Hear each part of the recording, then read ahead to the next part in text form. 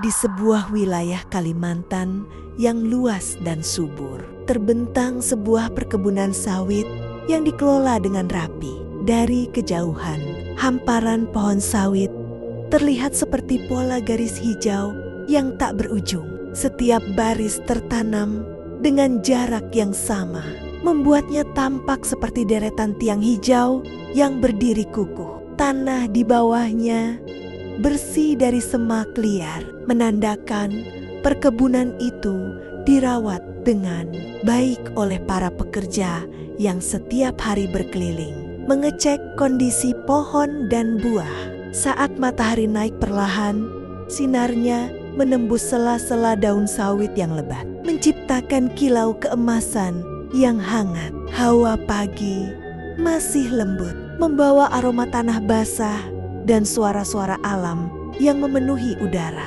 Burung-burung berwarna mencolok sering bertengger di ranting sawit. Bulu merah, biru, atau kuning cerah tampak kontras dengan hijau daun. Suara kicauannya menggema, seolah menjadikan perkebunan itu panggung mereka. Di beberapa sudut perkebunan, kawanan monyet liar sering muncul. Mereka melompat dari satu pohon ke pohon lain, mengintip dari balik pelepas sawit, penasaran dengan aktivitas manusia. Kadang mereka turun mencari buah sawit yang jatuh, lalu kabur cepat ketika mendengar suara motor pekerja mendekat. Para pekerja sudah terbiasa. Selama monyet tidak mengganggu, mereka dibiarkan bebas menikmati alam mereka sendiri. Namun, ada saat-saat ketika alam menunjukkan sisi liarnya. Sesekali, pekerja perkebunan melaporkan melihat seekor harimau Kalimantan melintas di antara pohon-pohon. Biasanya, harimau itu tidak mendekat, hanya berjalan perlahan dengan langkah elegan. Bulunya berkilau di bawah sinar matahari, matanya tajam memperhatikan lingkungan. Ia tidak tampak ingin berkonfrontasi, lebih seperti raja hutan yang sedang berpatroli di wilayahnya, lalu menghilang kembali ke dalam lebatnya pepohonan. Saat senja tiba, cahaya jingga menyapu seluruh perkebunan. Pohon-pohon sawit tampak seperti siluet panjang yang sunyi. Burung-burung kembali ke sarang. Suara serangga menggantikan kicauan. Perkebunan sawit yang siang hari ramai dengan aktivitas kini berubah menjadi lautan hijau yang tenang namun penuh misteri. Perkebunan itu bukan sekadar tempat kerja, melainkan ruang di mana manusia dan alam liar saling berbagi batas, saling hidup berdampingan, kadang harmonis, kadang mengingatkan bahwa di balik keteraturan pohon sawit, hutan Kalimantan tetap menyimpan kekuatan alaminya yang tak pernah bisa ditebak. Asep, seorang pekerja di kebun sawit asal Jawa Barat. Ia sudah bekerja di Kalimantan hampir 3 bulan. Suatu sore, ia ketiduran karena kerja hari itu sangat melelahkan. Asep mengusap wajahnya yang masih terasa berat karena kantuk. Kepalanya sedikit pening. Sementara udara petang di tengah kebun sawit terasa dingin menusuk, lebih dingin dari biasanya. Senter yang berada di sampingnya masih menyala redup. Baterainya hampir habis. Ia berdiri pelan, menepuk-nepuk celananya yang dipenuhi debu dan serpihan pelepah. Ya Allah, kok bisa ketiduran? Gumamnya gelisah. Di sekelilingnya, ratusan batang sawit menjulang rapat, membentuk lorong gelap yang hanya tampak seperti garis hitam berlapis. Tidak ada suara manusia, tidak ada mesin.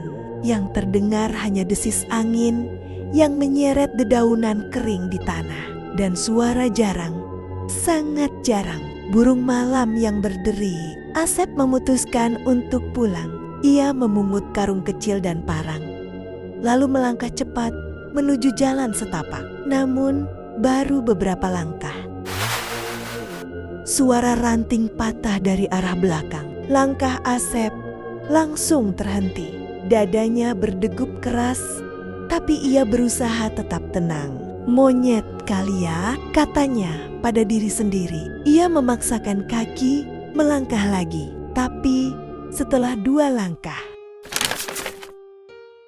suara itu mengikuti ritme langkahnya. Tepat di belakangnya, jaraknya seperti hanya 5 meter. Asep menelan ludah, menoleh perlahan. Senter menyapu batang sawit, menerangi debu dan pelepah yang berserakan.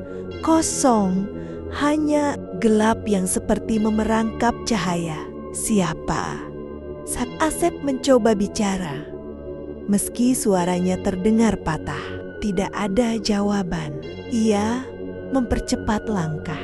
Semakin cepat ia berjalan, semakin cepat suara langkah itu mengikuti, beraturan, berat, seolah ada seseorang yang sengaja meniru langkahnya. Angin tiba-tiba berhenti, seolah seluruh kebun menahan napas. Asep merinding seluruh tubuh. Keringat dingin mulai turun di pelipisnya. Ia tahu tempat itu kadang terasa aneh, tapi belum pernah seintens ini. Ketika ia melewati blok sawit yang paling tua, tempat pohon-pohonnya besar dan jaraknya rapat, suasana berubah drastis. Udara menjadi berat, pengap, dan aromanya aneh, seperti bau besi bercampur tanah basah. Asep kembali berhenti. Sesuatu di dalam dirinya berkata agar ia tidak menoleh. Tidak kali ini. Tapi suara itu, suara napas, pelan namun jelas, tepat di belakang telinganya. Asep tersentak kaget, spontan memutar badan. Di belakangnya tak ada siapa-siapa, hanya pelepah sawit yang bergerak pelan ke kiri dan ke kanan, seperti baru saja dilewati sesuatu. Asep mulai panik. Ia memutuskan untuk berlari. Baru beberapa langkah, senter di tangannya mendadak berkedip-kedip, lalu mati total. Gelap menelan semuanya. Asep berhenti, terengah-engah. Tubuhnya gemetar, dan di tengah gelap yang pekat itu, tiba-tiba terdengar suara tawa lirih, pelan, terputus, seperti berasal dari seseorang yang suaranya serak dan jauh di dalam tenggorokan. Asep membeku. Suara itu bukan suara hewan, bukan burung, bahkan bukan suara manusia normal. Tawa itu bergerak dari satu sisi ke sisi lain, mengitari Asep. Suara tawa itu semakin dekat, terlalu dekat. Asep tidak kuat lagi. Ia berlari membabi buta, tanpa arah, hanya mengikuti naluri menuju cahaya kecil. Lampu pos yang samar terlihat jauh di antara pohon. Napasnya terburu-buru. Langkahnya hampir terpeleset berkali-kali. Benturan gelap pohon, dedaunan kasar menampar wajah. Tanah becek, semua tidak ia pedulikan. Ia hanya ingin keluar, ingin selamat. Dan tepat ketika ia melihat jalan utama kebun sudah dekat, suara tawa itu langsung menghilang, seperti tidak pernah ada apa-apa. Asep berlari sekuat tenaga melewati barisan pohon sawit yang gelap. Napasnya memburu, dadanya sesak di tengah ketakutannya.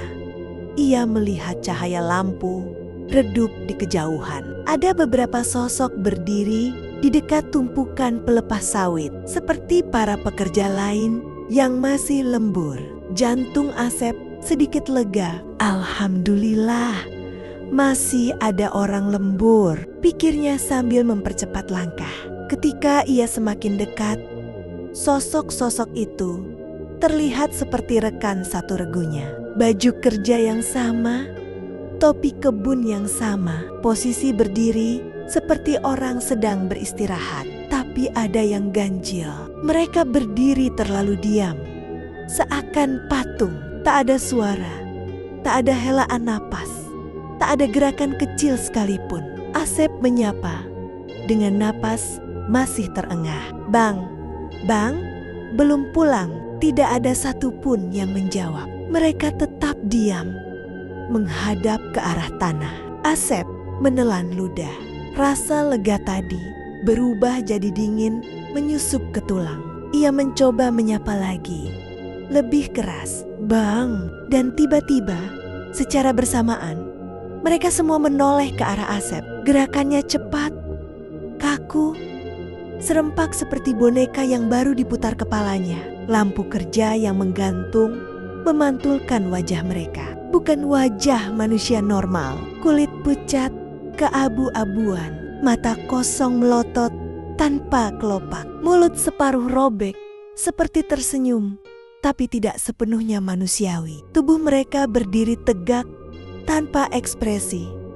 Namun aura mengancam memancar jelas. Asep membeku, kakinya tak bisa bergerak, seolah ditahan sesuatu. Tubuhnya gemetar, tak bisa dikendalikan. Beberapa detik yang terasa seperti satu abad berlalu. Lalu dari kejauhan terdengar suara riuh, seperti suara banyak orang. Sep, Asip, di mana kamu? Suara itu nyata, suara manusia, suara para pekerja yang pulang bersama mandor dari pos. Mereka terdengar terburu-buru, seakan sedang mencari seseorang. Asep ingin berteriak, tapi suaranya tersangkut di tenggorokan. Sosok-sosok di depannya masih menatapnya, tanpa kedip, tanpa napas, dengan wajah yang tampak seperti sisa-sisa manusia yang pernah hidup di tempat itu.